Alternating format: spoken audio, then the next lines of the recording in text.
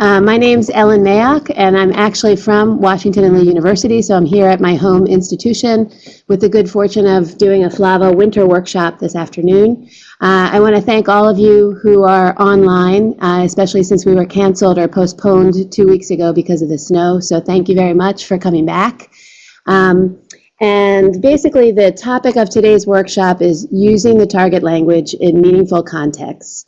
And since I know that FLAVA is an organization that encompasses teachers of foreign languages, of all modern foreign languages, throughout Virginia in many different types of institutions, it's my fervent hope that what we are talking about today will be useful to everybody. And I think that most of the activities we'll talk about are adaptable to just about any level, or at least the concept of the activity is adaptable.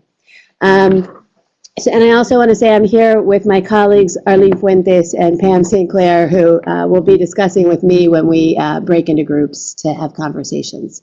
So as you can see, the workshop will focus on activities for using the target language in meaningful ways. I'm going to be giving examples from the purely language-oriented classroom, but I believe that all the classrooms are language-oriented, and I think you'll see how that comes through in the activities I'm talking about. And then I'll go more specifically to literature, culture, and civilization, and upper level college. And again, many of those activities there can be adapted and can certainly be used, I think, in the level 3, 4, and particularly AP level classrooms. Also, I'd like to talk about ideas for getting students to use the target language as frequently as possible outside of the language classroom. So the idea that we can be encouraging them to use language as a way of life, not just as a way of the classroom. Okay, so why we use the target language. I just want to give a quick look at some of the theoretical approaches to second language acquisition. I'm going to pass through these for just 1 or 2 minutes.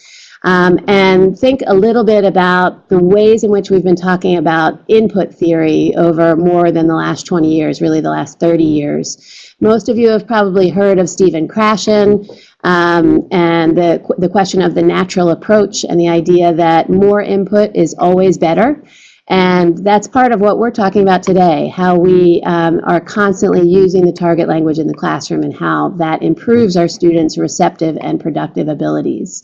And then you can see there are several other references. The one I want to point to right now is about 10 years old. It's by David Block, The Social Turn in Second Language Acquisition out of Georgetown.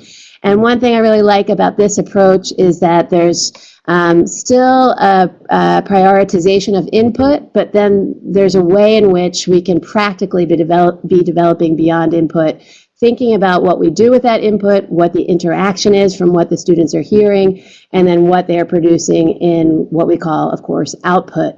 And I in particular like the way in which it's called socially informed and interdisciplinary.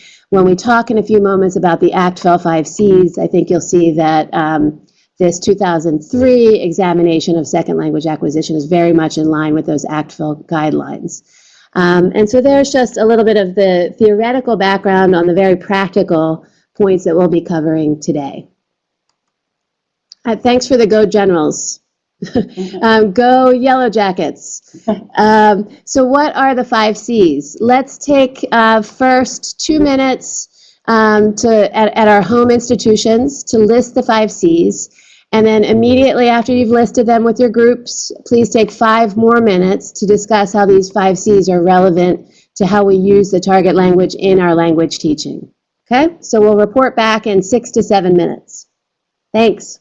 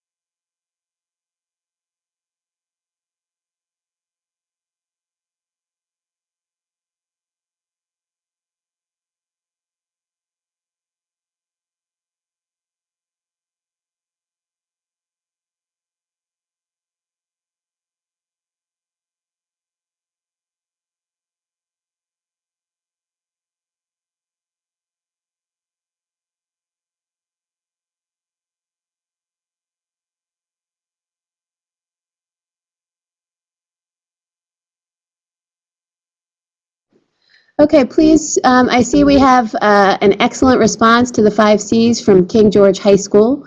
Yes, and thanks for asking about making the screen larger. We're working on that.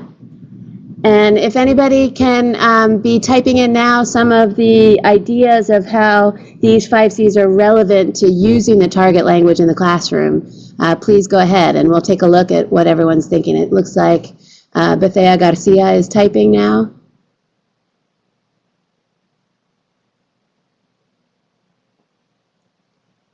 We talked a little bit here at our recording studio about the ways in which we deliberately have activities that go to the 5 Cs, and then how oftentimes very organically the 5 Cs will come together depending on the lesson plan. So Bethea Garcia, for communities, one of our participants used ePals with Spain at level 2. Great. That's great. And so, that, of course, that's community, and it seems to me that that would imply several other of the 5 Cs. Certainly, for example, comparisons, probably some cultural comparisons there, probably implicitly culture as well. And it seems to me that communication is almost always the goal. From Chesapeake, we talked about using do now and bell ringers for culture when not explicitly discussed that day. Oh, that's interesting. Okay. And so that means keeping culture front and center, even if it seems to have been forgotten. Correct me if I'm not interpreting you right.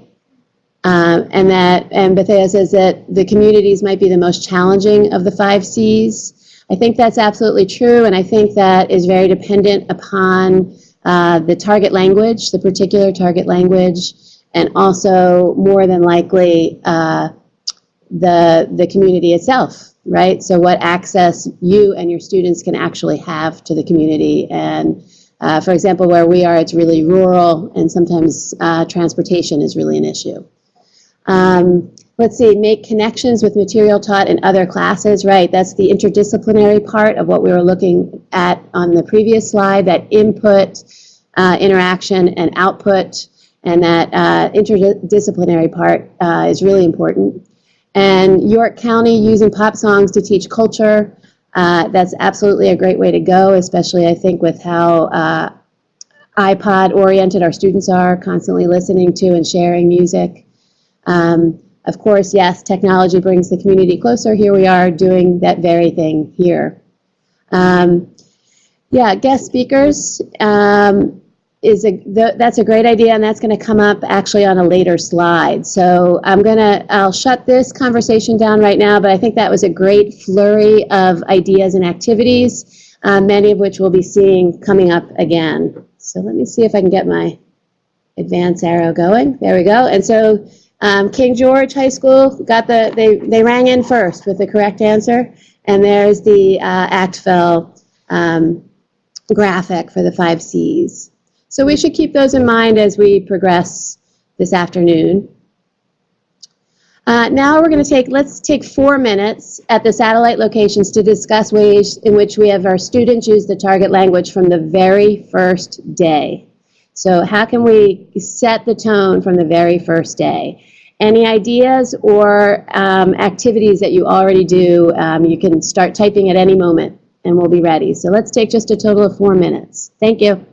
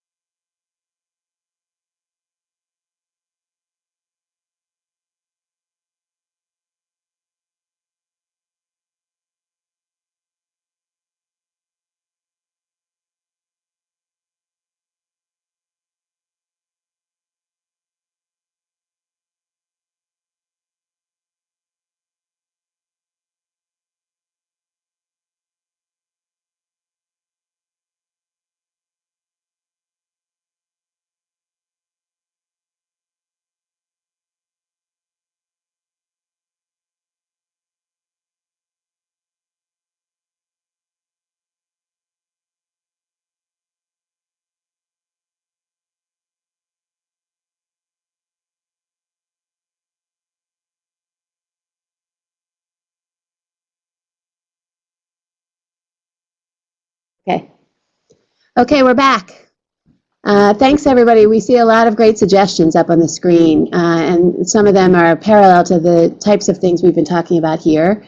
Class rules in the target language, teach the rules using TPR, total physical response, right? Which is a great idea, especially if you want to keep your students awake and alive and engaged. Again, brainstorm target language words that are used in English. Randolph-Macon, sharing phone numbers and birthdays, looking at cognates, right? That's also something we talked about here. Arlene here also mentioned what Old Dominion is saying, which is introductions in English versus the target language. So introducing ourselves in the target language. And then again, we see the greetings. So a lot of these different types of activities. And I'm going to go through a few now that I use. And I want all of you to realize as I go through these slides that I understand that you may already have been using these activities for years, but maybe there will be a new nugget or two as we proceed. So I think it's really important to establish the language world in the classroom and then to teach students how to negotiate it. So we definitely should not be saying the following in class. We shouldn't be saying, oh, you're going to have to use the language all the time next semester or next year in so-and-so's class. That tells the students right off the bat that the expectation in your classroom is that they aren't going to be using the target language. So you have to start immediately, you set the tone immediately, and I know from the comments you all are making that this is something you all already are doing. So one of the things we've already talked about is creating a list of useful classroom phrases.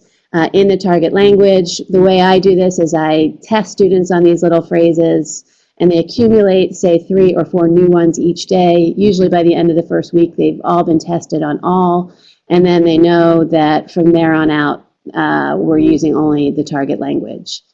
And so there's that information about it. I also think something we don't talk a lot about, but that we all implicitly understand, and it's something we could be talking about more, is that we should give credit or merit or respect to the target language itself by using it. The more we use it, the more we respect it. And of course, also, the more we use it, the more we're bringing examples of the cultures and cultural products of those target languages. So it's important to show the students all the time that we appreciate both the utility of the language and the beauty of the target language. And so you'll see here that one of the things I often do, especially for conversation classes, is, I'm so used to, there we go, is that I actually will put a popular saying or a refrain on the board, and we'll start the class just talking about what it means, and I'll give an example of that in a little bit. So I also think it's important, once we establish this language world, that we are not the only ones talking about it, and that we invite our students to share their own observations about language use, about news, cultural artifacts from the geographical areas of that target language. And so just a quick question, and you can be typing your answers now. Which are the relevant C's of the 5 C's as we talk about how to establish this language world in the classroom? And of course, my colleagues here are welcome to chime in if they wish. Yeah, Arlene? Mm-hmm. Are they all relevant? Yeah, right. I think in many ways, depending on how we establish this, they all are relevant. And communication, I imagine, is always going to be at the top of the list, right? Let's see if we have any more. Richmond is typing. Yes, all. That's what we said here too. But they, King George High School has lost audio, so maybe we can help with that. Right, connections with cognates, exactly. So that would be connections and also, in a way, comparisons, right, between the target language and the maternal language or native language of many of the students in the class. Okay, King George is back. Yes, connection, communication. And so now let's move on and look at this slide that really, I'm basically trying to say that I want students to learn how to be scrappy about their language use. So I went to college in the 1980s. I majored in Spanish and French, and I minored in Italian. So I just obviously loved languages and everything they meant. But I had no money, and financial aid didn't travel back then. And so I couldn't go abroad. So it was the great irony of my college experience. And so I think at first, just intuitively, and afterwards, very deliberately, I decided I was going to be speaking those languages as often as possible, anywhere I could. And that meant going to the library and taking out current periodicals, which is what we had to do back then without the internet. That meant listening in my surroundings, and if I heard a language I sort of spoke, trying to engage with the individuals who are speaking that language. That meant joining formal organizations that allowed me to practice the languages. It just meant that I had to be scrappy till I could get myself abroad. And now things have changed so much in some of the target languages we use that getting abroad isn't even really, it doesn't have to happen that way. There are more opportunities that might be more natural in certain regions, and that's hugely beneficial. But basically, we want to be instructing our students and showing our students, modeling for our students that the more they use the language, the better they're going to get, and the more engaged they will stay throughout their language learning. So now let's talk about how we do use the target language meaningfully. Using the language is a lifestyle, or at least it should be. So we use the language in the classroom. We've already been talking about that. I always use the target language with my students in email, and email is a really still very frequent mode of communication between my students and me. I tend to model more formal, polite modes of address in the email because I think they need to learn those as well as the informal texting they'll do with each other. So they learn how to do a salutation, they learn how to write a polite request, they know how to sign off clearly, and then I see them using some of those key phrases in their emails to me, and it's another way that they're learning kind of off the classroom script. On campus, I always use the target language with the students I see. They are accustomed to that. They know that's what I expect and what I want. And in the end, I think it is what they expect and what they want.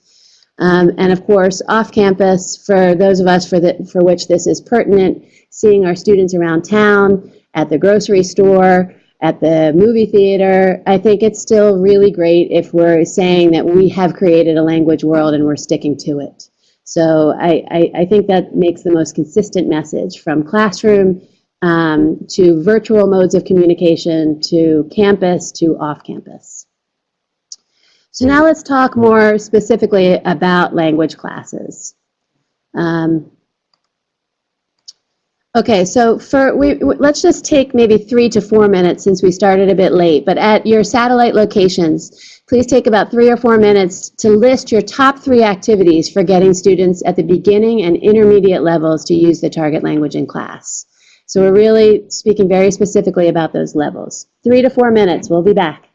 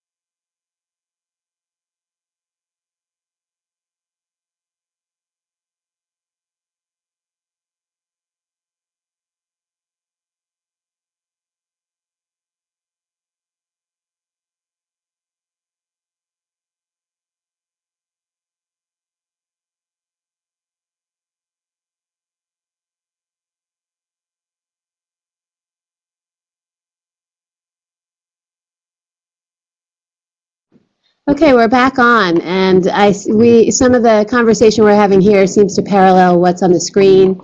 Functional skits with sort of targeted outcomes, interviews between and among the students, and question and answer sessions. One of the comments here was that students tend to respond well, but they don't always generate questions as easily. Again, the structured dialogues out of Randolph-Macon would be linked to that. Let's see.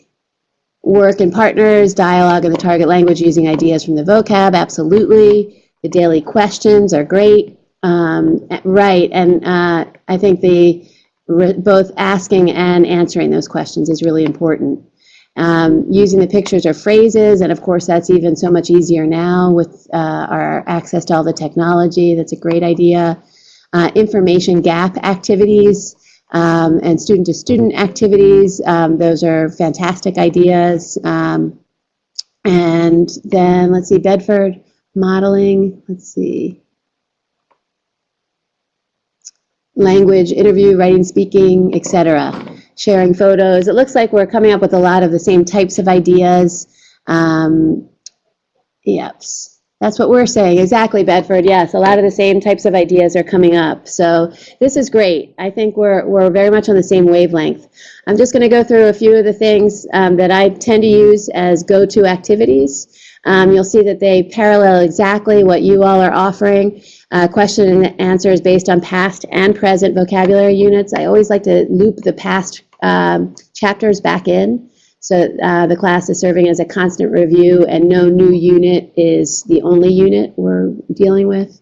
I mentioned before I like to incorporate popular sayings or refrains. Usually I'll just write one at the top of the board before class. Sometimes I'll deal with it in class and sometimes I won't, but it's always up there and they're always curious about it. And sometimes I'll use it as an extra credit question for the next quiz. So for example, I might write, ese no necesita abuela, which in English means that guy doesn't need a grandmother, which means he's got a pretty big ego.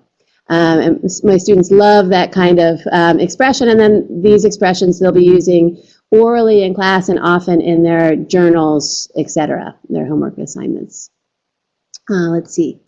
Impromptu situations, I think we've all mentioned that. That's either the skit or the functional dialogue. One of the debates in second language acquisition is whether these should be purely extemporaneous or if we can give them little cues to start. And I am a huge believer in doing both. I think giving cues, it does mirror real life, because when you're going to the dentist, you know you're going to the dentist. And so you can actually prepare that vocabulary ahead of time. And there are all sorts of situations like that in real life where a little preparation goes a long way. Of course, more formal presentations, I see that as also one of the suggestions you all have offered. That would be one where you give them a heads up and they actually come in and present individually or in groups. And I should say that I do also have my students, when I do question and answer with them, I'm going back a couple points. The students are in charge of writing the questions, and they have to write 3 questions. So on the assigned day, 3 students will have 3 questions. And they have to ask each of those 3 questions of 3 different students so that they'll get 3 different responses. And then the requirement is that they not only listen to the student's response, but respond to the student's response. So they might say, how are you? And then the response will be, I'm really tired. And then the student/professor has to respond with something else, like, I know it's Monday, or something that creates little blocks of conversation that are slowly developing over the semester or the year. I have never called this activity speed dating, but it turns out my students, whenever I use it, call it speed dating. For many, many years, I have put students in a row, and then in the row across from them, but close, there is the other half of the class. And so they're facing someone. I might give a targeted question that they'll be asking each other, but I tell them they have to first introduce each other, ask how each other is, then ask the question with some follow-up, and then say goodbye to each other. And then then one row slides down, and then they have a new person to talk to. Usually I'll have them have the same type of conversation, targeted conversation, with 2 or 3 different people, and then I'll rotate. I usually don't do this activity for more than about 12 to 14 minutes, just to make sure I keep it fresh and can use it again later in the term. Sometimes we'll do charades for the beginning and intermediate levels. I don't really do this for the later levels because I'd rather have them, if they're going to be talking around the word, I'd rather have them doing definitions, oral definitions. But with charades, sometimes this is a quick, fun way to end the class if you have 5 extra minutes and they can be actually acting out vocabulary words. The one thing it does is make sure that we're not going into English. And I've already mentioned I often have students as the professor, so the activities that I would be guiding, oftentimes I'll just put in the hands of the students. I usually assign them ahead of time, but not always. And even if it's a sticky grammar point, if we had gone over it the day before, the next day I might just give the marker or the chalk to someone and say, give us a quick rundown in the target language of the grammar point we talked about yesterday. You'll see that these lower level language techniques I often use at the incipient major and advanced major levels as well. I think one of the major mistakes we make once we're teaching at, say, the language 3, 4, 5 levels in high school and the incipient and advanced major levels for colleges and universities is we forget sometimes about that prime communication goal of the ACT-FEL 5 Cs. And if we remember that some of these lower level activities that we use all the time can be adapted to more sophisticated material, I think we're really doing the right thing by our students. So the relevant Cs of the 5 Cs, anybody want to type in what some of those are from these activities we just talked about collectively?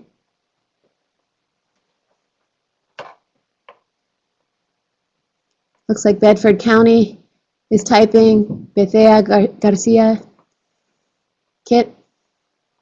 Let's see. Right, communication, comparisons. Communication is always the primary goal. I think it's, again, the one that we want to be remembering. Richmond says all are relevant. And, of course, we can be more targeted about how we make the other C's relevant in our overarching communication goal. Let's see what Chesapeake wants to say. Yes, classroom is learning community, Newport News, I agree, and collaborating with them all. Okay, thank you. So now we'll talk about literature classes. And again, I hope that if you don't teach a literature class, that at least some of these techniques will seem adaptable for the type of class that you do teach. And if you do teach literature class, then it's quite possible that some of these activities you're already doing, and some might be new or might be offered in a slightly different way. So let's take, again, maybe this time just 3 to 4 minutes at our satellite locations to talk about the top 3 activities for using the target language in literature-based classes. If you don't teach a literature-based class, get creative and try to come up with activities that you would use. We'll see you in about 3 minutes. Thank you.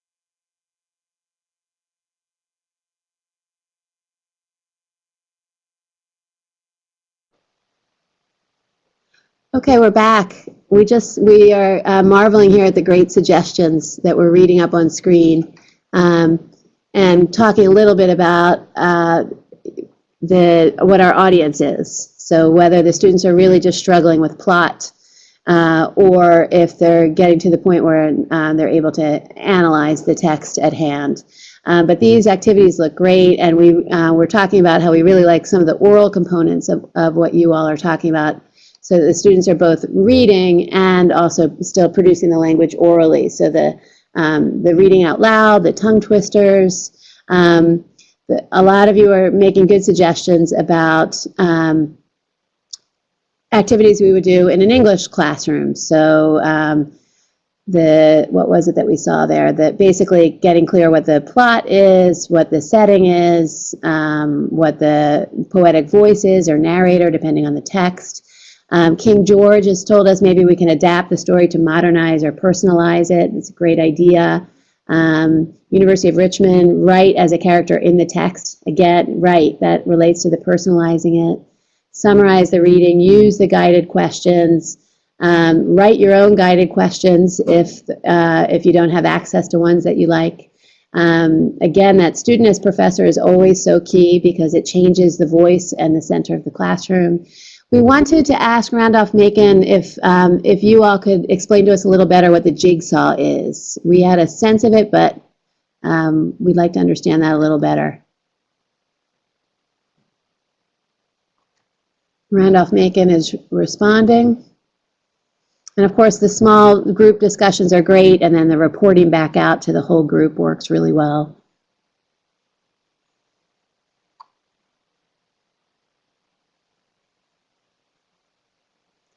In York County, I thought using the shorter clips and ads was a great idea as stepping stones to getting to other types of literary texts.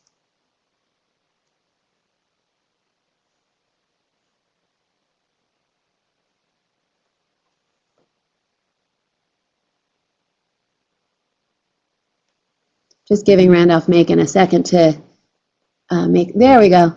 Having students read different literary criticism. Okay, oh, that's great. Have students share what they have read with others who haven't read the same text or excerpt.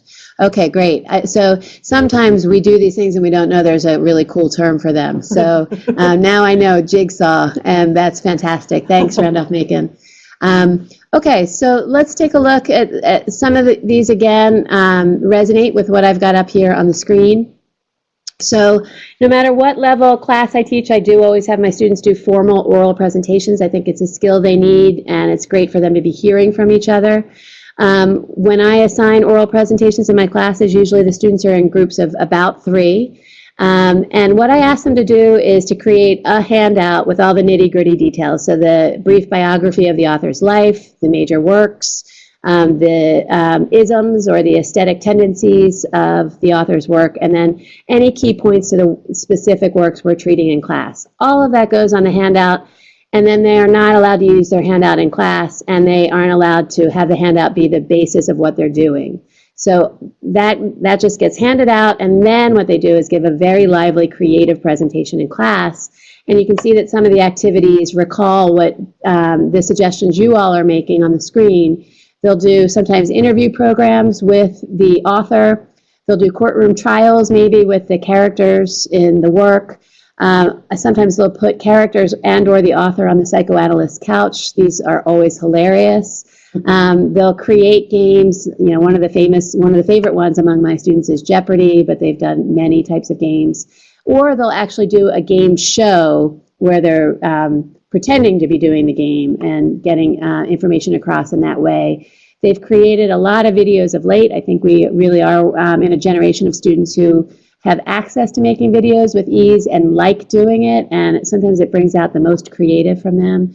And I also have had some wonderfully musical students write their own songs, raps, etc., to bring the literature to life. And that I make clear to them that that's what I want them to be doing in the 10 minutes of their presentation. I should also say that I always make sure that the rubric is available to all students at the beginning of the term, and so they know exactly what I expect of them, and there are no surprises when they get the grades back. Let's see. Next, literature blogs. I've always done literature journals, but I finally gave myself a little technology makeover this year. And so now all of my classes are doing blogs. This has obvious benefits. Instead of the students just writing journal entries and giving them to me, they're posting them for the world and in particular for each other and us as a class. One thing I've been doing for all of my classes this year is whenever they are submitting anything in writing to me that is to be graded, they have to also upload an audio recording of themselves reading that or dramatically reading what they're submitting to me. I don't know if it's the case with you all and your students, but my students tend to hear their mistakes better than they see them on paper. And so I do notice that although, of course, the compositions are not perfect when they're submitted, they are better if they've done some oral self-correction. I've put up there some examples of the literature blogs I've used in our Survey of Spanish Literature class, that's the first one, and then the Survey of Spanish American Literature class, that's the second. And I'm not going to go to those now, but please do visit them if that's helpful to you. I want to just point out a couple things. The students keep the blog going throughout the term. Usually I grade anywhere from 3 to 5 of them throughout the term, but then we also use the blog in more informal ways. One of the things I find is that the students are shy at the beginning about using the blog in any way but as a composition. And I have to encourage them to remember that this is online and that there are all sorts of creative things they can be doing with their blogs. They can be using images, sound files, video clips, etc. And once they start doing that, the blog gets really exciting and interesting and multivaried. With the literature blogs, I always ask the students to spend about 150 words summarizing the part of the work that they're discussing. And then they do about 250 to 350 words of an analysis. And I give them a choice of the type of analysis they do. And I think they really like that freedom. And so one of the things they can do is just simply do a small, close reading of a fragment of the text. They can compare and contrast this text to another one we've read in the term. Or they can actually say, oh, this text made me think about such and such a topic, maybe a political topic, and I want to go learn more about it. And they can go learn more about it and then apply what they've learned back to the text. So this makes for very rich reading. The students are required to respond to at least 2 of their classmates' blog posts. If for any reason I think it's going to be something that we can treat for less time in class, I might have them respond to 5 of their classmates' posts. So that can change depending on the flow of the class. But I really found that sort of exploiting all of the facets of an online blog has been really beneficial for me and for the students. One way we've been using it more informally of late is if we see a film outside of class, I'll ask them to post one image from the film that will remain with them and then say why. And that gets the discussion going immediately the next day. And sometimes they're already sort of coming to fisticuffs about things they disagreed on the night before. So it's really lively and it keeps them engaged. I also, for just about every level I do, including beginning and intermediate, I have the students do poetry recitations.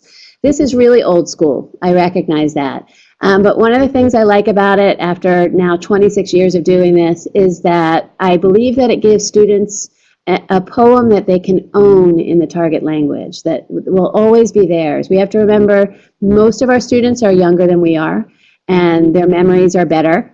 And the poems they memorize at this time in their lives, they might always remember, and that's a real gift. So what I do with the poetry recitations is I tell them at the beginning of the term that they're going to be doing one, that as they read the poetry we're doing, they should be thinking about the ones that are their favorites. I tell them they're going to have to memorize 12 lines of poetry, and if the poem is longer, then they're welcome to, well, they'll have to read the rest of the poem, but that they have to dramatically memorize, or memorize and dramatically perform at least 12 of those lines. And then, of course, as always, the rubric is posted online. They know what I'm looking for. And then I usually do a week before the performance, we'll just do a dress rehearsal in class. And I actually do the speed dating technique again with this, where they are performing their poems for one person at a time, and that person's critiquing them and giving them suggestions for how to make it more dramatic or how to improve the pronunciation, etc. And so then when we finally perform the poetry in class, I actually make it a party. I bring in food and drink, typical of the region we're studying. And although the students usually can't enjoy that until after they've recited because they're so nervous, I usually have music playing but when they come in and try to make it something that is both enjoyable and memorable for them. Of course, it's also a great literary exercise, and it's a great oral practice for them. And remember I said back at the language level is that we always want to be thinking about communication and using some of those techniques that we use with our beginning and intermediate students. All of us have already mentioned the idea of group discussions. So you give them a question or a series of questions. They respond in small groups and then report back to the whole class, or don't. I sometimes vary that so that the group itself has to feel like it closed the loop and was responsible for something. One of the great suggestions is where maybe they have to invent a new title for the literary work and explain why they would call it that, or break apart some of the lines and put them back together and say why it still fits or why it doesn't. Any type of activity that gets them working in groups, talking in groups, and oftentimes reporting back. More recently, I'd say maybe over the last 7 or 8 years, I've been having students doing more creative writing. And that actually here at Washington and Lee has led to our offering for the first time ever this semester a creative writing upper level workshop in Spanish, which is great. And it's in part because the students have been seeing these smaller activities in their classes and thinking, oh, I can do this. I can try writing in the target language and making it something unusual, different, creative. And so I do this even at the lower levels. Sometimes at the lower levels it's almost easier because you're asking them to come up with images from the very basic vocabulary they have and then combine those perhaps for a little simple poem. In literature class, often what I'll do is, if we read a short story, I'll ask them to think of one symbol or image from that short story, and then I ask them to write related words in the target language, and then I have them write a little 4-line poem about it. And at this point, they're offering to read their poems. They're no longer very shy about them. Sometimes we'll take those 4-line poems out a week later and develop them further and try to write another 4 lines or declare them finished. But I'm finding that this is a way for the students not only to be thinking about the text we're reading, but to be thinking about how we as people, as human beings, generate text. Okay, this is particular for those in Spanish, but I imagine these sites exist for other target languages. I like my students to be thinking about the links between literature and music. There's a site called musicalizando.com that might be a nice sample site for those who aren't in Spanish, just to see what could be out there. But basically, this is a site where many hundreds of the great poems in the Spanish language are musicalized by well-known musical groups and or by the poets themselves, depending on, of course, the access to the voices of those poets. But it's a great site, and I think it, again, reminds students that poetry is everywhere and that music matters. Let's see. We've already talked about group work and reporting back. A lot of times, just to get things started in a lively way, just as they come in, before they even sit down, I'll ask the students to think of one word or phrase that describes either the text we read or the main character or just a lasting image from the text, and they'll write it on the board. And then we'll start talking about the text just from those words, and we'll maybe spend the first 12 to 15 minutes, and the students will start to see the ways in which they were responding together. We kind of end up circling different ideas as related ideas, and in that way we're already analyzing the text, but it started in this very small but lively collective way. One thing I've always done ever since my really amazing middle school and high school teachers did it back in the day, is they used to create memory games that were basically cardboard with 20 slots in them. And there would be 10 pairs of related words. And they'd split us into groups and have us try to figure out which the 10 pairs were. It would be a little competitive game, and we could win points for the next quiz. And I remember that as always being such a great activity of synthesis that helped us know if we knew the nitty-gritty details we needed or did not. So I actually still use this as a quick review for my students. It's particularly useful if you're doing a survey class where it could be a new century each week. And there's such an array of authors and such an array of aesthetic movements that this helps them figure out if they're kind of getting those day-to-day details and not losing them in the big picture. So you can access that link there, and you'll see that what will come up will be an electronic version of that old-time memory game with 20 cards and 10 matches, and the students can click through. It takes 5 minutes to play in class. I create the cards online. That takes maybe 15 minutes. And I'll do it at least for every midterm and final, and sometimes for smaller units in between. A really nice feature of this here at Washington and Lee, and I imagine it might be available through other IT programs at other institutions, is that all of these memory games can also be used as flashcards for the students' individual use. And then they can use the flashcards from the whole term and be constantly reviewing. And it's fun. So occasionally you just need that 5-minute bit of fun. It looks like lost the visual. These links yes, all the links will be available after this workshop. Thanks for asking, Kit. In fact, the whole PowerPoint is posted to the FLAVA site. But we'll check. It looks like Nancy has lost the visual. I'll check with Dick Kittner here to see if we can get that back. Do you see it, Dick? Okay, I think he's on it. We're working on it, Nancy. Okay, so the relevant C's of the 5 C's, please just chime in as you decide which are relevant. I think probably the beautiful thing about what we all do is that many of these points are often relevant. So, but if you'd like to type in, it looks like Nancy's back. Particular about, oh, okay, can't see the PowerPoint. I'll be right there. Again? One person can't see the PowerPoint. Oh, it's on their end. Okay. Okay, Nancy, it sounds like that's on your end. Okay, so the relevant C's of the 5 C's. Absolutely, culture, of course. I always tell my students that we don't teach literature in a vacuum and that the culture is always connected. It has to be connected. And then, of course, connection, yes, particularly to the other disciplines. When we talk about literature, we're also almost always talking about history and politics and often about economics. Community, of course, the communities that are producing the literature, the communities of reception of the literature. The comparisons are always, I think, inherent and can be made explicit, particularly with students who are interested in comparing what they're reading to what they've already experienced in their own original languages, or in English in most cases. Yes, and communities too. Okay, thank you.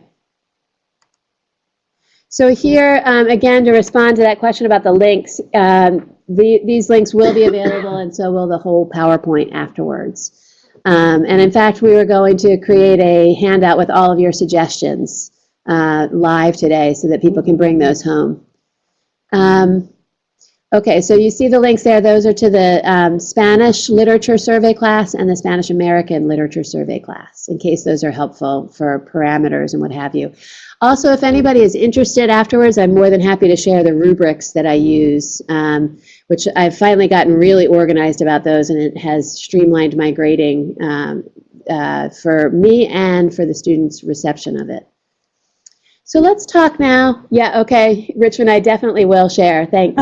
And in fact, I post them all to our web-based Sakai site, which my students have access to throughout the term. And I don't, do you all use Sakai here? No? So that's been quite useful. And Yeah, I was going to ask about the rubric. yes, so I'll share, I'm happy to share all of those. And of course, if any of you would like to share, we can distribute those among us all. So let's talk now about culture and civilization classes. This very much in particular might be something that you all aren't specifically teaching, but that is definitely applicable to every level that we teach, right? Culture and civilization are present in everything that we teach. And so that some of these activities might be helpful to you no matter what levels you're teaching or what topics you're teaching. So I already talked about how I do oral presentations. I do them in all of my classes. It's usually a group of 3. For culture and civ, it's usually on a very specific artist or political movement. And again, the students are required to do it in a lively way and give that nitty-gritty handout to the class. I find that for culture and civilization classes, doing current events journals is absolutely key. So if you're starting to teach one of these classes in a chronological format, so maybe you're starting even before the Middle Ages, and you're planning to get to the 21st century within 12 to 15 weeks, I find that it is absolutely essential to be talking about what's going on in that country or in that region from the get-go. And what that allows us to do is it allows us to make chronological connections. So it allows the students to start to be figuring out where we're headed and what has shaped that country or region as we're headed there. So again, I used to do journals, current events journals, where maybe 4 or 5 times over the term. Our terms here are short, they're 12 weeks, so it's usually every other week. The students are reading a newspaper article in an online newspaper from the country or region of focus. I tell them that I like these to be things that they're interested in, and I know that because I have anywhere from 15 to 20 students in a class, we'll have a great variety and cover a lot of ground. And so I tell students, look, if you're an econ major and that's your area of interest, great. And of course, this goes to the connections of the 5 C's. Read the economics page every week, and then just report on that if that's what you want to do. If you're a sports fanatic, go for that.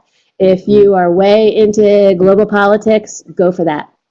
But the articles have to do with the country or region of choice, and they know that. And they have to be also from that country or region of choice. Once again, now I've made these all blogs, and you'll see that sample blogs are available. The students have done a fabulous job of learning from each other about what's going on in the world. And oftentimes with the blog exercises, we'll just, once they've posted everything that next morning, we'll take the first 10 minutes, maybe 15 if the conversation's going well, and talk about what everybody wrote on their blogs and sort of get a sense of what's going on. So it's really fabulous if you are talking about, say, the Inca Empire, and at the same time talking about what's happening today in Lima. It really helps the students to start to make those connections across the ages. And again, the speed dating exercise works really well for this as well, where the students get practice talking about their area of expertise with more than one person, and with a different set of questions coming back at them from the different people with whom they speak.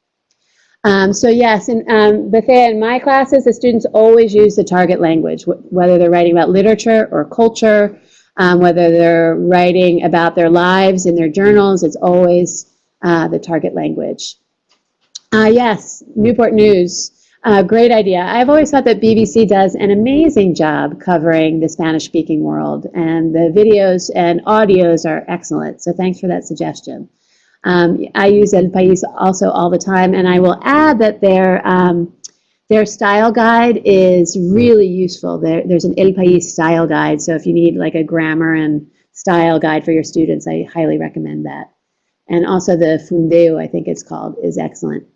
Again, sometimes when we get to class, we'll use, oh sure, Richmond City Public Schools, the speed dating is what I had referred to earlier, where you line up, you have half the class in chairs facing the other half of the class also in chairs. And so each student is lined up with one student right across from him or her, and then they'll have targeted conversations that last maybe 3 minutes, maybe longer if they're more advanced. and then one row of students slides down, and then you see that each student is speaking to a different student now. And so it's a really great way for them to be having a conversation about the same topic, but with a different person. So it keeps them expert, but also on their toes at the same time. So I hope that makes sense. Again, I'll often use the one word on the board to describe X. This gets everybody involved. I'll ask them to explain why they put that word on the board in the target language. And this makes the conversation very rich, very lively, and usually takes us where we're headed. The Fundeu is Fairfax, that is, and I can send you this link, but it's another one of these grammar style guides that's really useful. And you'll see I put a useful links page up here, and I'll share that towards the end. Of course, you all have already mentioned films, images, visual arts. So these are absolutely essential ways to be getting at culture and civilization in our classes. This is the luxury of our age. They're so easily accessible. We can get clips, we can get trailers. We can just put one image up on the board and have the students close read it. And I tell my students that's what they're doing. They first have to describe what's there and then analyze what those elements of the image might mean. I do think we need to be having them become more literate in how they read images, and this is part of their training. And of course, a real appreciation for the visual arts. Again, I use the memory games as really great flashcard type ways to check in with the students to make sure they're learning the nitty-gritty material. And another thing I started to do lately is the students, because half of them have iPhones, at least where we are, or most of them have easy access to cameras. They're taking photographs all the time. They're posting them on Facebook, etc. And so one thing I've been doing is asking the students if they have great photographs that illustrate the points I'm making or the places I'm talking about or the artwork we're discussing, is to send me their photos if they don't mind, and then I insert them in my PowerPoints and give the photo credit.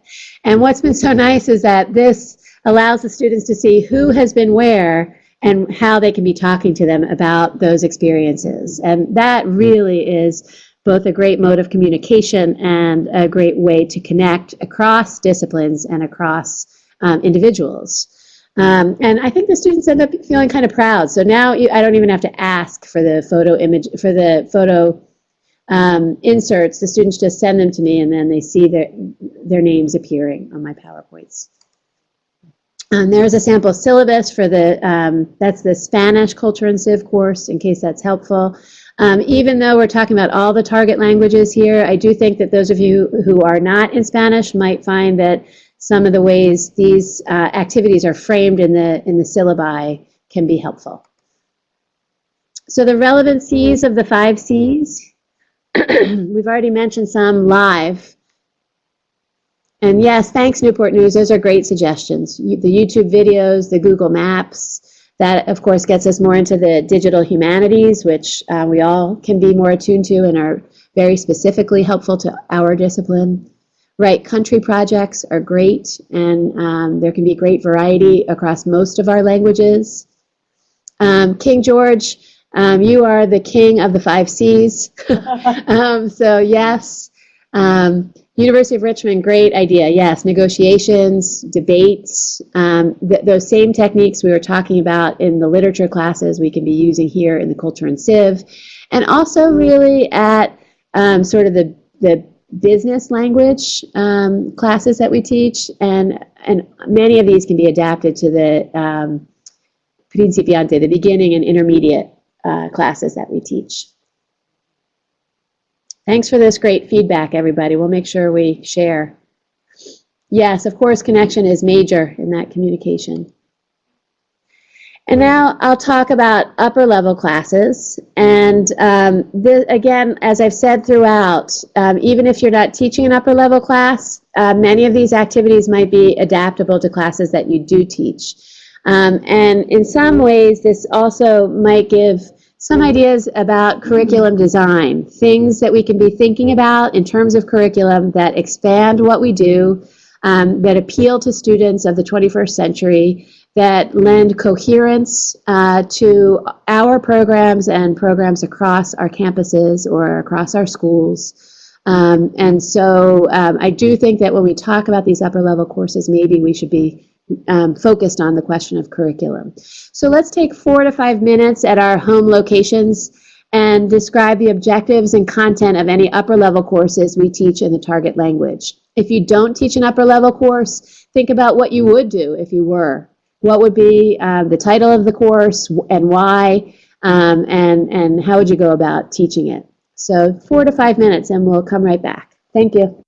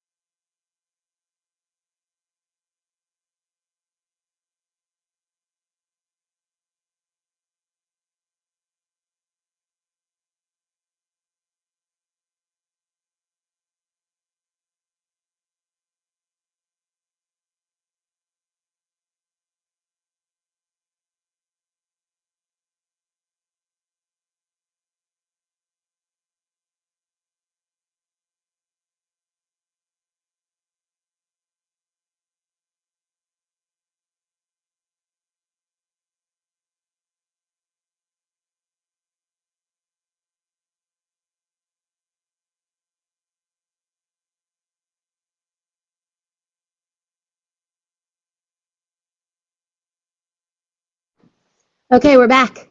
So it looks like somebody had trouble accessing the memory site. Was that Chesapeake?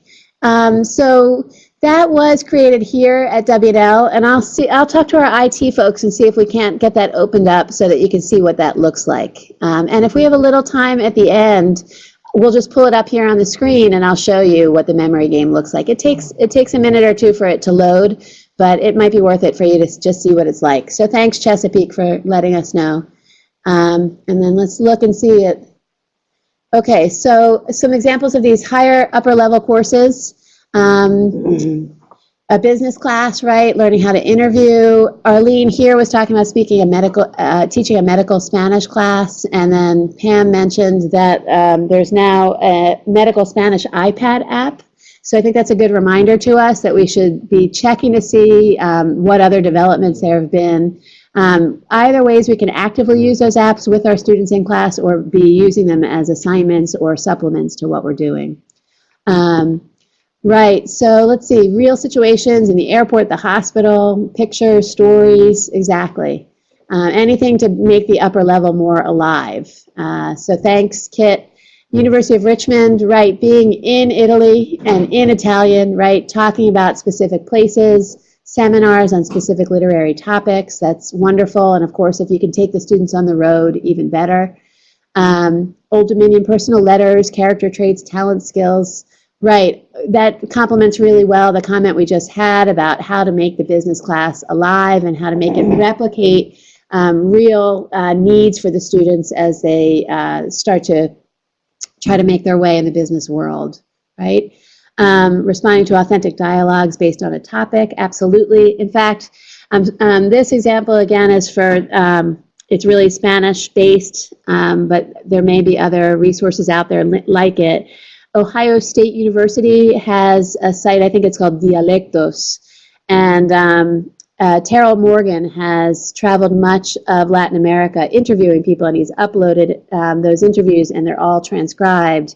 And then he analyzes the different phonemes and the different sounds of the different dialects throughout the Spanish-speaking world. But what's really nice about those interviews is that they're also really thematically based. So there might be something about a typical outfit worn in a certain pueblo, or about music that comes from a certain region, or about health issues that are particular to a certain city. And so they're really applicable to many different types of classes and also many different levels of classes. Looks like, let's see, right, respond to emails.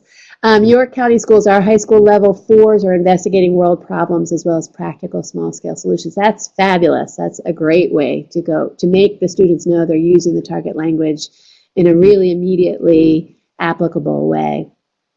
Right, creating your own telenovela, using other types of video resources, conflicts and resolutions, using Skype, Live. Oh, the one with the interviews, Harrisonburg High School, by the way, I was just there, and your high school is beautiful. But the one with the interviews, I believe it's out of Ohio State.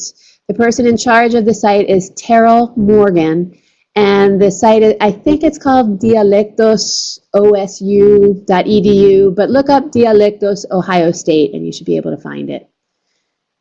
Okay, thanks for all those great suggestions. So I'm going to just give an example of a few of the upper level courses that I teach here.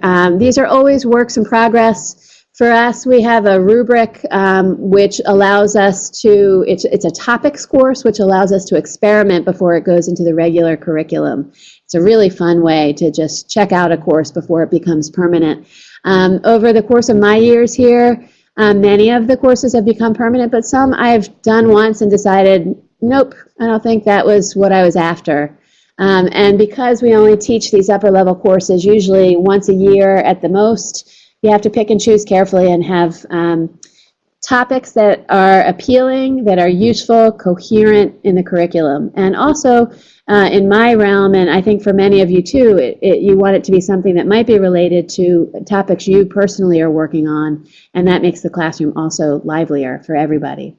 So I taught last year representations of the Spanish Civil War, and I purposefully called it representations so that the students would understand that it was not just literary, but using the plastic arts, the visual, etc.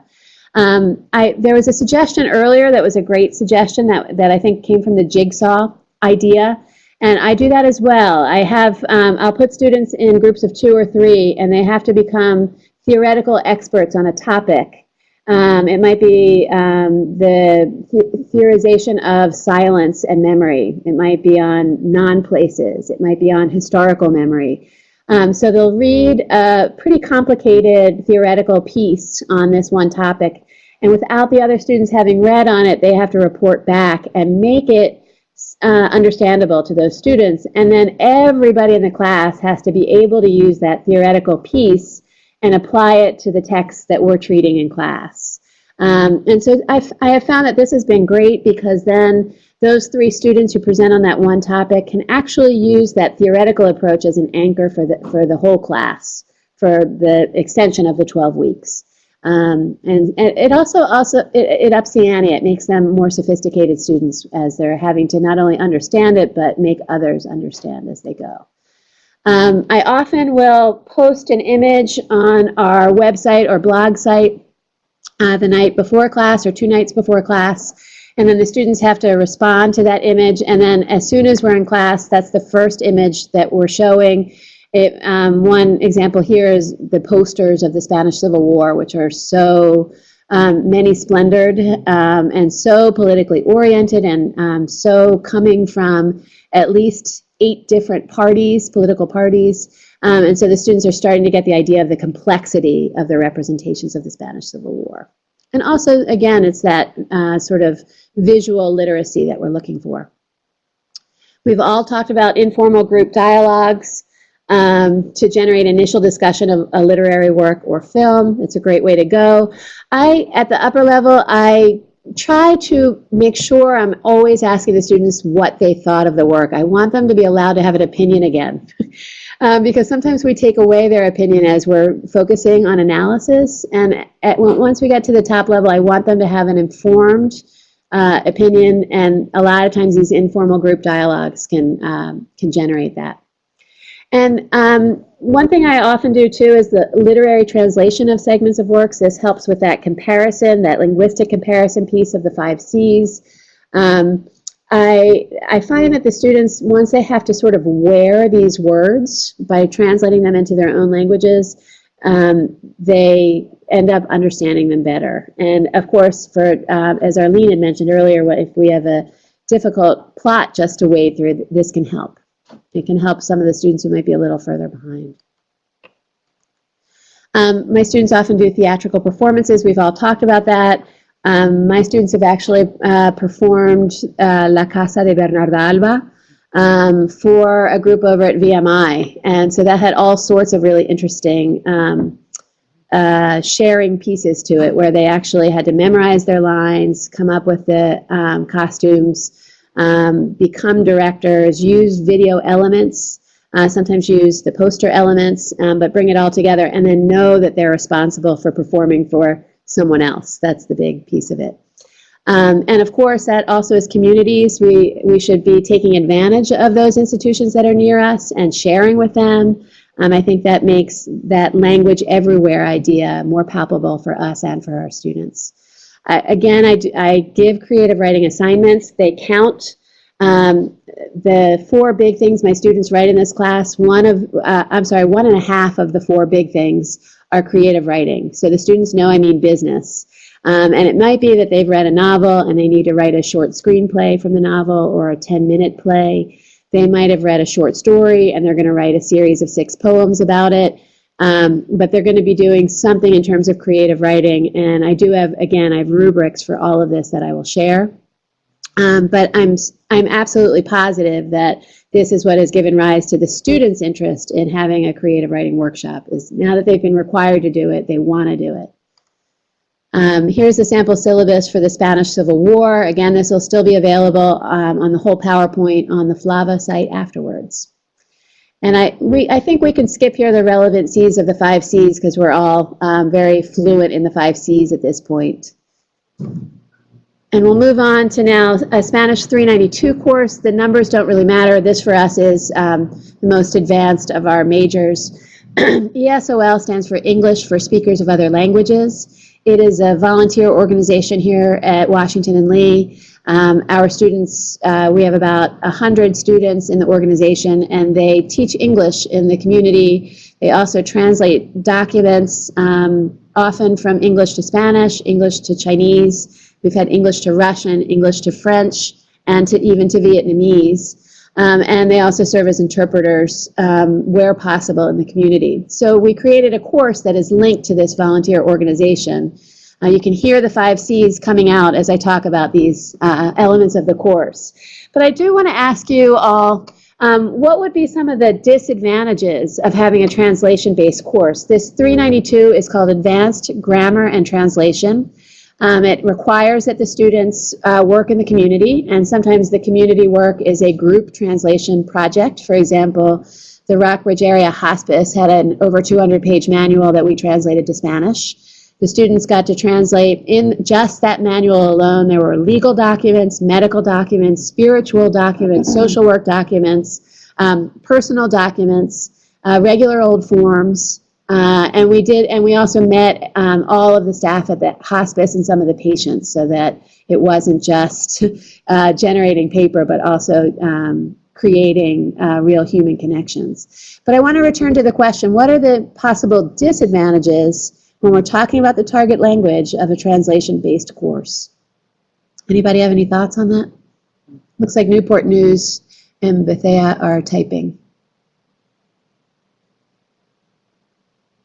Now more people are. Let's see. Right. It's hard for the students to translate if they really don't know much about the subject. So they have to become kind of quick studies on a variety of topics, right? And that can be really difficult. Right. They might rely too much on online translators. That is a great point. We have an honor system here, and so I have to remind the students what my parameters are and that they are not using online translators. I must say, often you can tell if they have still. They haven't gotten, those online translators aren't quite good enough yet for you not to suss out the use of them. Right, but exactly, you have to know medicine, law, you have to become this quick study, and that's really difficult. Yeah, and sometimes they have to be making these difficult language decisions for documents that are going back into the community. And so that's where my job comes in, where I have to help them make those decisions and also make sure that the document is clean and correct and well organized, right?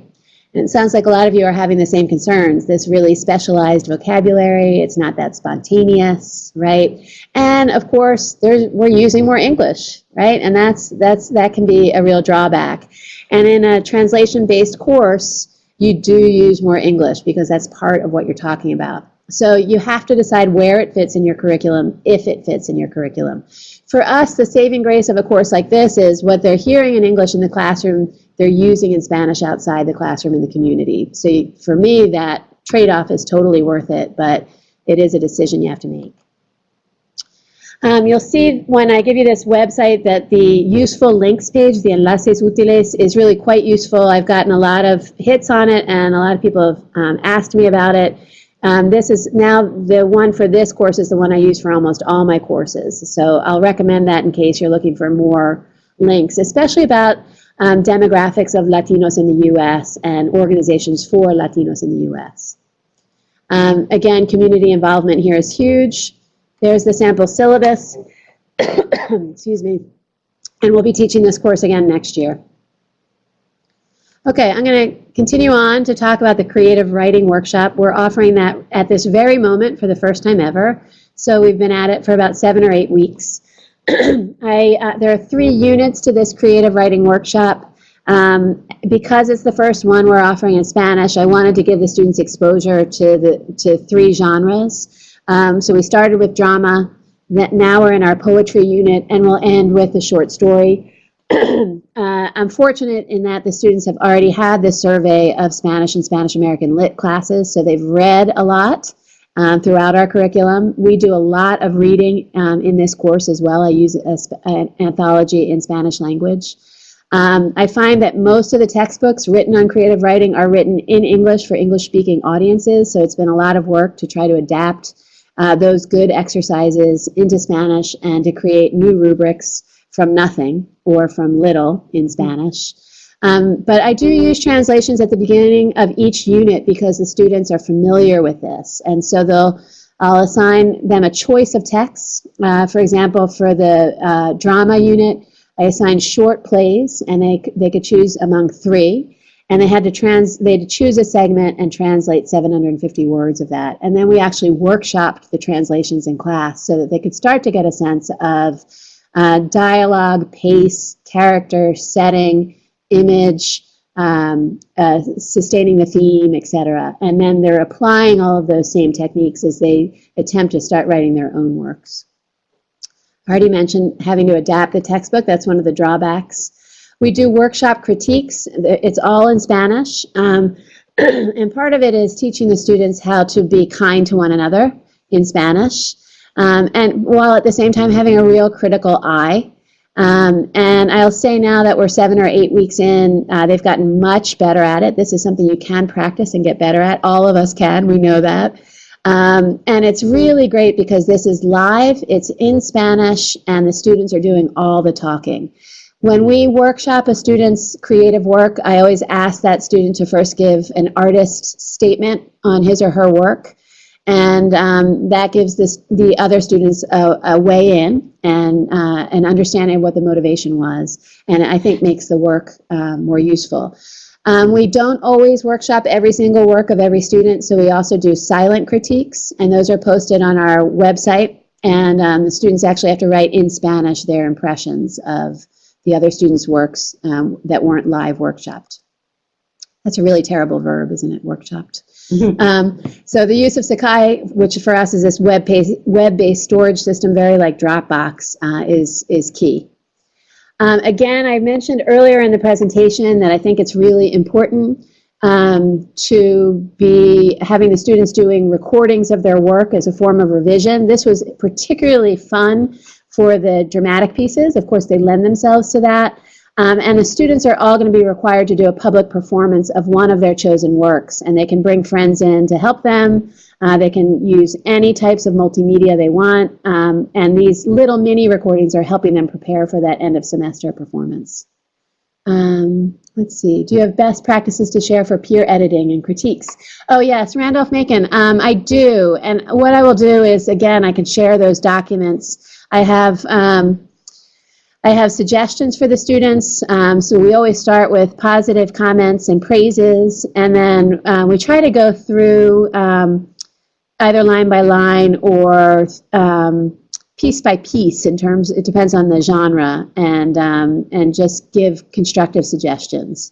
I try to model it first. They hear me doing it in the first part of the semester, and they hear me doing it very deliberately, where I say, okay, here's the praise I want to give, and here are just a few suggestions I'd like to offer. And then we debate the suggestions, and I think then they understand that it's not an attack. But I have rubrics, again, for most of this. Okay, so let's see where we were. The performance of creative works both in and out of the classroom. So this semester, the students are going to have the option of performing at my house for kind of a final performance party, and or doing, I just sent them actually, we have an open mic night here next week, and they can practice at an open mic night, or maybe we'll just do a poetry slam at the end of the semester and invite people to it. This is not an uncommon thing for us to do around our department, so the students are familiar with it. We did just, this is just another way in which you can be connecting to the community. Arlene, I think maybe you've heard of this over at SVU. We have just created, and this is all student driven. The students asked for the creative writing workshop, and they asked to start this literary magazine in Spanish. We have one in English here at WNL. It's called Muse, and we were trying to figure out if we should do a multi-target language literary magazine for all the modern languages, and we decided we needed to start small because we didn't know what we were doing. So for now we've started with Spanish, and we hope in the next 2 years to expand to all of the modern languages. But we have launched this magazine that's called Pluma. When we go to more languages, we want to call it multiverse, or like universe, multiverse. And we just had our first deadline this past Monday. It looks like 15 works have been submitted. And we actually have an editorial team that consists of 5 students and 2 professors, and all the works are going to be blind peer reviewed. And we have rubrics for those as well, where the students are saying why and why not they're accepting a particular work. And we're going to make sure we share all the feedback with the students. And that is very much a work in progress. Yes, the exquisite corpse, Randolph-Macon, yes, we definitely have done that exercise. Thanks for the suggestion.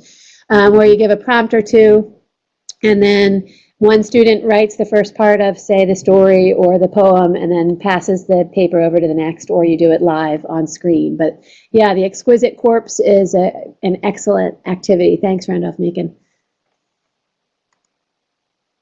And then there's the sample syllabus. This is very much a work in progress. I don't claim this as my best course ever. In fact, I will admit to all of you that this is my first creative writing workshop that I've ever been a part of, either as writer or as professor. So it is a work in progress, and the students know that. We're going through it together. And then the relevant C's of the 5 C's again. Okay, so I want to conclude this afternoon's conversation talking about the anti-point of everything we've been talking about this afternoon, and that is, when can we deviate from using the target language? So let's just take maybe 2 minutes at our satellite locations to discuss the classroom context or the classroom moments at which it is fine and maybe even beneficial to deviate from using the target language. And then just start typing if you have ideas. Thanks, and we'll be back.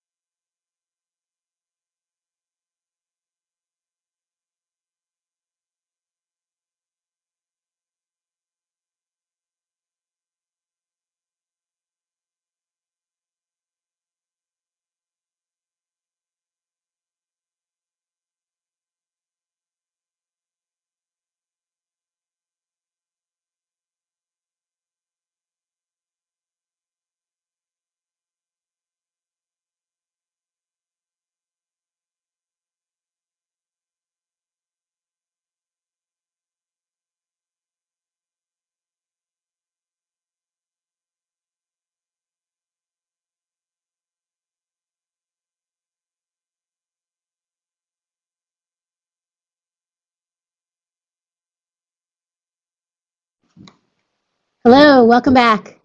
Right, so it sounds like we're all on the same page about this, that sometimes just going over complicated instructions, it's really helpful to do that in English. It takes away some of the anxiety that the students might have just about the assignment itself, let alone the use of the target language.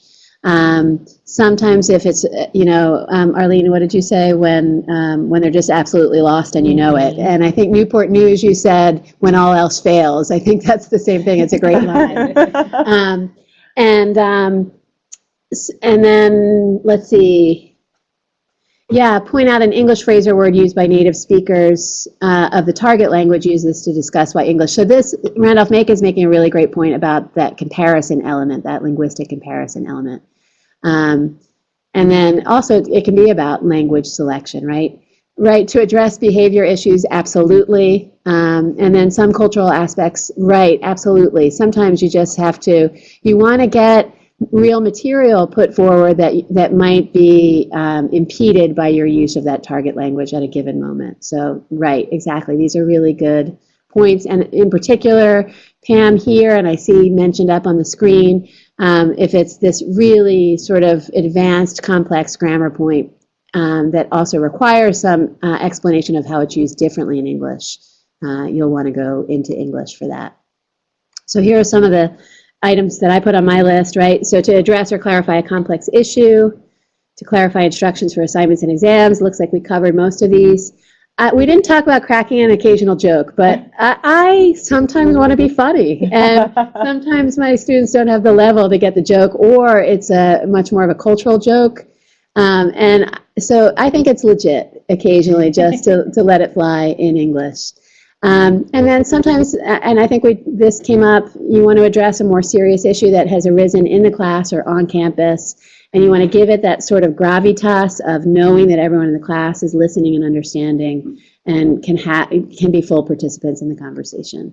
And I think this we saw also as a suggestion. I do try to put as much of the English language material online as possible and then explain it or clarify it in the target language in class. Our students take unproctored exams here, and so I actually put all of my instructions in English because I'm not there to address any questions, and I want them to be following my instructions really clearly with no extra anxiety. But when I explain those instructions in class, I actually explain them in Spanish.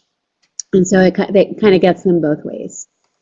And then again, the last thing to address here is the additional ways we want to get our students using the target language outside of the classroom, reminding ourselves and reminding them that this language should be a lifestyle, an adopted lifestyle or a natural lifestyle.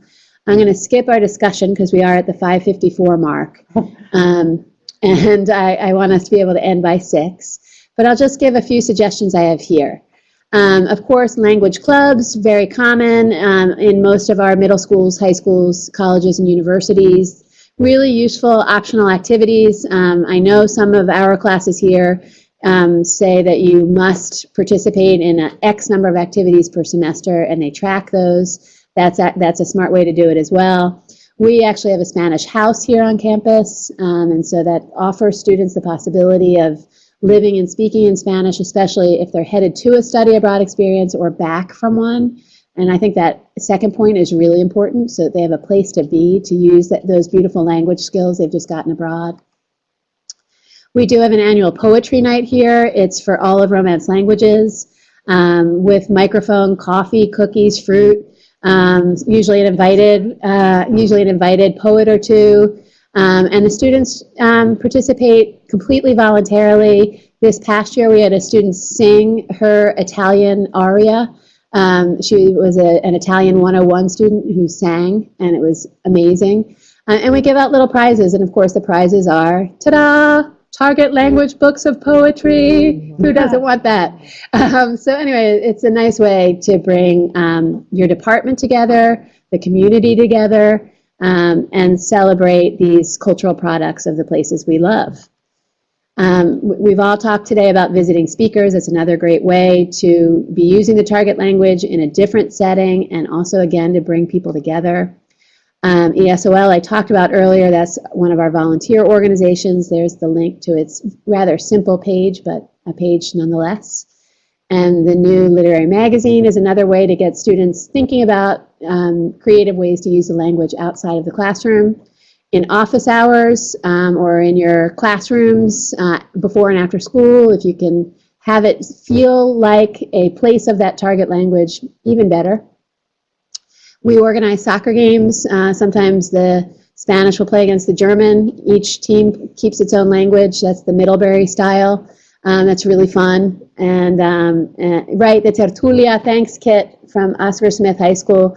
Right, so having specific discussion topics and getting people together in those groups to talk about it. Game nights, we have cooking nights, University of Richmond, TV nights, Korean drama nights. These are all fabulous ideas and can operate out of a language house or simply out of the language department. So some final tips. This is really simple, but I think a really effective recommendation for your students. Encourage them to set a target language newspaper as their homepage. Think how many times your students flip open a laptop in a day or just go to a desktop in a day. If it's opening to a target language newspaper on their internet browser, they're probably going to read a few headlines. They might even click and read the article itself.